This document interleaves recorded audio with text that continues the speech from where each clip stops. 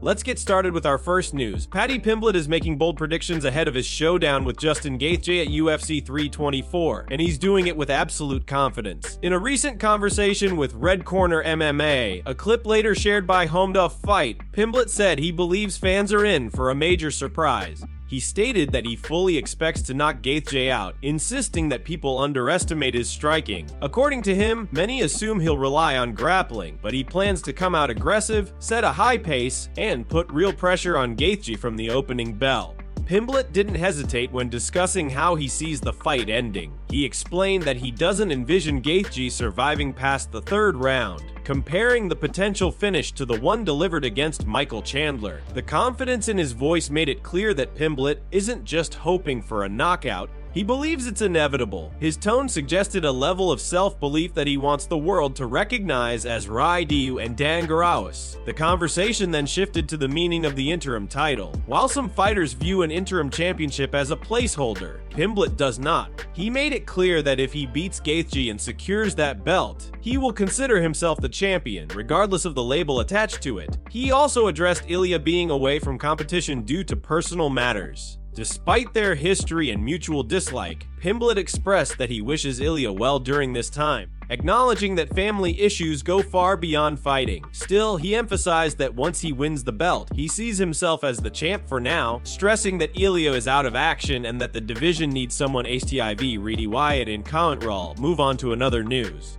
Dana White has made it clear that he is not concerned with Arman's ranking, especially after the lightweight title picture took a sudden turn. Even though Arman entered November with strong momentum following his stoppage win over Dan Hooker, and even though many believed he had earned the next shot at Ilya, the landscape shifted dramatically when Ilya stepped away from MMA to deal with personal matters. That development opened the door for the UFC to introduce an interim title, and White quickly confirmed that Paddy Pimblett would face Justin Gaethje on January 24, leaving Arman on the outside looking in. At the UFC 323 post-fight press conference, White addressed why Arman was passed over. He explained that Arman had his big opportunity back in January 2025 but failed to capitalize on it. White insisted that he doesn't view Arman as the odd man out, but he stressed that the situation is simple. Arman had the chance, and everyone knows how it ended. That chance was supposed to come against Islam Makhachev, but Arman pulled out on one day's notice, citing a back injury. Immediately after the withdrawal, rumors circulated about a rough weight cut, casting further doubt on the situation. White didn't mince words when discussing what comes next for Arman. He said Arman will have to work his way back, emphasizing that he doesn't care about rankings or numbers. What matters to him is reliability and readiness at the elite level. According to White, too much preparation, promotion, and investment go into these moments for a fighter to collapse at the finish line. He stressed that you simply can't get an opportunity of that magnitude and let it fall apart like that. To White, the responsibility now rests on Arman to rebuild his path and earn another title shot the Shayard way. After Arman withdrew, the UFC pivoted, giving Makhachev a short notice fight against Renato Moicano. Makhachev seized that moment, submitted Moicano, then later vacated his lightweight title in May before moving up and dethroning welterweight champion JDM in November. That sequence of events only pushed Arman further down the line, reinforcing White's message that nothing is guaranteed and that missing your moment can cost you Ivory Hing. Move on to another news. Joe Rogan has given one of the clearest and most detailed breakdowns yet on what it would take to finally beat UFC champion Khamzat,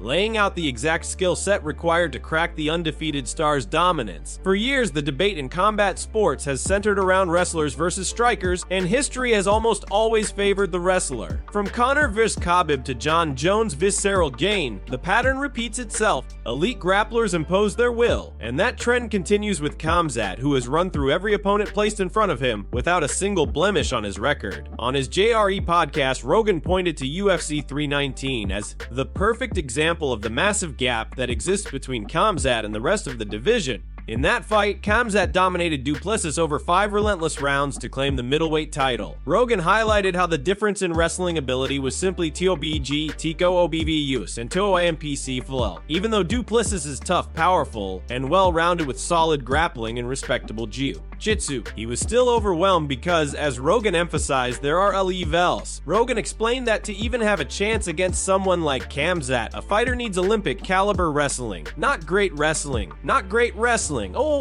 PS Kelubabar wrestling. Without that level of pedigree, fighters get taken down, controlled, smothered, and drained round after round. That's exactly what happened to Duplessis, who simply couldn't keep up with the pace, pressure, and technical precision of Khamzat's grappling. Rogan said, "The gaps in wrestling, the gaps in grappling. When guys are really good grapplers, you're taking on someone like Duplessis who's a striker, a good grappler, a good jiu-jitsu guy, but there are levels, and with a guy like Khamzat, man, you gotta be an Olympic caliber wrestler." His message was clear: anything short of elite international level wrestling won't cut it. Khamzat's undefeated record supports Rogan's analysis perfectly. No one has been able to stop his takedowns, no one has neutralized his pressure, and no one has matched the raw physicality of his grappling. Until someone steps into the cage with the type of wrestling background Rogan described, Khamzat remains a faux RCE, a PRBLM and a seemingly Uinsto PABL champion. Move on to another news. Paramount has delivered a major update for UFC fans by officially confirming the total number of events scheduled for 2026, giving everyone a clearer picture of what Dana White's promotion has planned. With all the PPV events wrapped up for the year, fans have enjoyed a wild ride in 2025. Champions defended their belts, new title holders emerged, rivalries escalated, and unforgettable finishes kept the momentum high. Now, the UFC is stepping into a new era, one without traditional PPV events,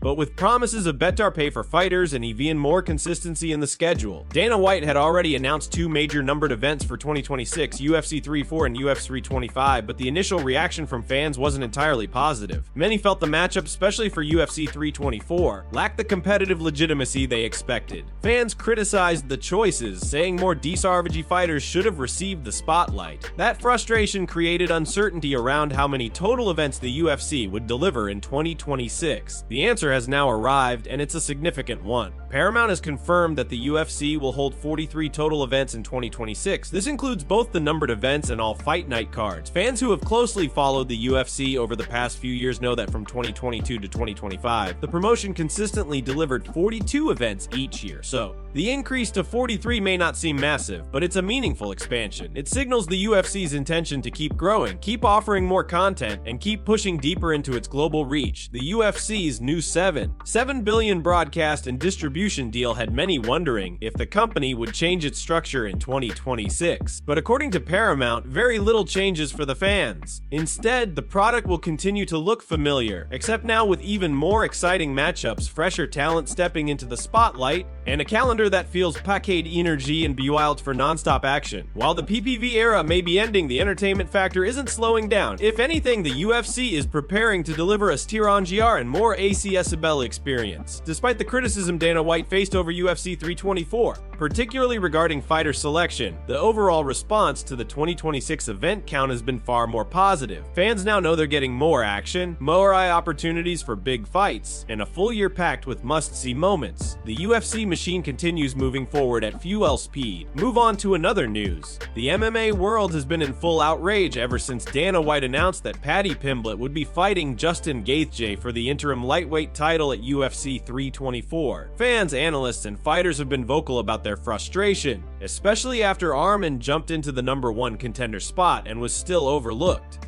That decision has sparked a storm of criticism, and one of the loudest voices joining the conversation is Matt Brown. On the latest episode of The Fighter Vs. The Writer, Brown didn't hold back. He pointed out that the real problem in giving Pimblett a title shot is that fans still don't know enough about him at the highest level. Brown said, "We don't know that much about Paddy Pimblett still is the biggest issue in the whole thing." His frustration became even clearer when he added, "That's fucking ridiculous. He hasn't beaten a guy that's on a winning streak in his career yet, in his prime, on a winning streak, doing well." Brown emphasized that the UFC usually rewards fighters who make a strong climb through the division, defeating tough opponents who are rising at the same time. In his view, Pimblett hasn't done that yet. Brown argued that Dana White made the wrong call, and he's far from alone. Many fans believe Pimblett hasn't earned a shot at gold in any form, interim or undisputed. They feel the division is stacked with fighters who have done more, proven more, and fought tougher competition. Yet despite the backlash, the UFC is moving forward with Gaethje vs. Pimblett as the official interim title bout. Meanwhile, Ilya is waiting in the wings. Once he returns from his time away, he is expected to challenge the winner of Gaethje vs Pimblett for the undisputed lightweight championship.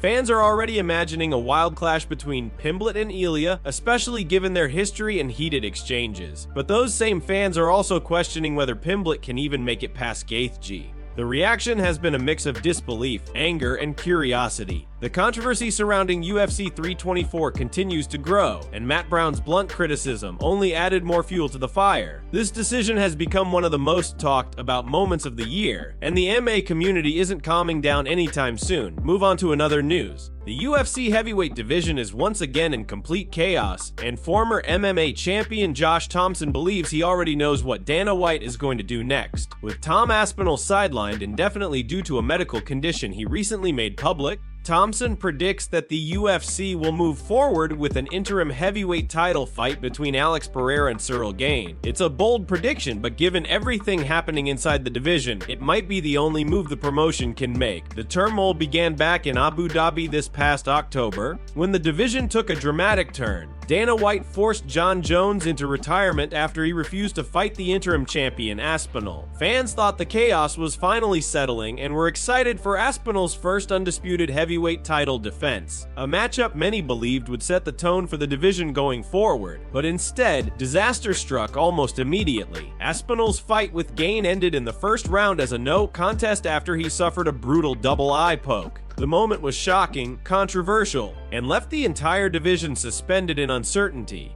A rematch seemed like the obvious solution, something fans and analysts expected the UFC to book quickly. But that expectation evaporated when Aspinall revealed that he is still dealing with serious medical complications from the injury, making it impossible for him to prepare for a fight anytime soon.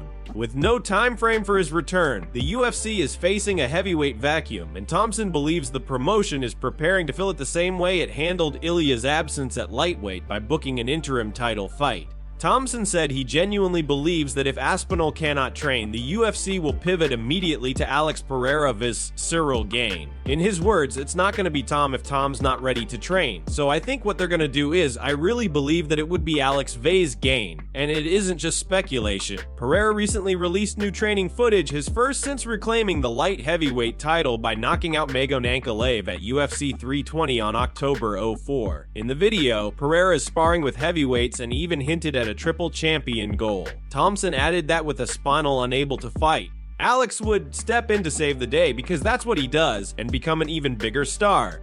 After calling out Jon Jones and repeatedly expressing his desire to move up, Pereira becoming a two-division champion, and potentially even more, feels more real than ever. Move on to another news. Joe Rogan didn't hold back when reacting to Donald Trump's bold vision for a massive UFC event on the White House lawn. Trump recently laid out his plan to host what he called a historic lineup of 8 or 9 championship fights as part of America's 250th birthday celebrations next year. He claimed that Dana White is building an arena on the lawn and is holding back fights for months to make the event happen, promising what he described as the biggest showcase in UFC history. Rogan, who interviewed Trump for 3 hours last year and later endorsed him, couldn't help but laugh as he read the president's quotes on his latest podcast. While mimicking Trump's voice, he immediately pointed out the flaws in the plan. He looked over to his producer and guest Brendan Allen, stopping mid-sentence because the whole idea sounded so wild. Rogan joked that the numbers didn't add up, especially when Trump mentioned 9 championship fights. Rogan emphasized that the UFC only has 8 men's divisions, making Trump's promise of 9 title fights impossible unless every single weight class had a title on the line. He said putting on championship fights across all divisions in one night would be net X, especially considering how many fighters would need to be ready, healthy, and available at the same time. He laughed at how unrealistic the logistical side of the plan sounded, noting that holding back fights for half a year just to fit them into one event doesn't match how the UFC or its athletes operate. The podcaster also suggested that even if the event somehow came together, the absence of Jon Jones would be a major problem. Rogan called it a cross-twy to even imagine a UFC supercard at the White House without one of the biggest stars in the sport. Despite Trump's excitement and his desire to elevate the celebration with a spectacle, Rogan made it clear that fighters, schedules, and reality simply don't bend that easily. He continued to poke fun at the grand vision, saying the idea sounds like something Trump would pitch with total confidence, even if the details don't make sense. Rogan's mix of humor, disbelief, and blunt honesty turned the discussion into a moment where the hype met the hard TR reach.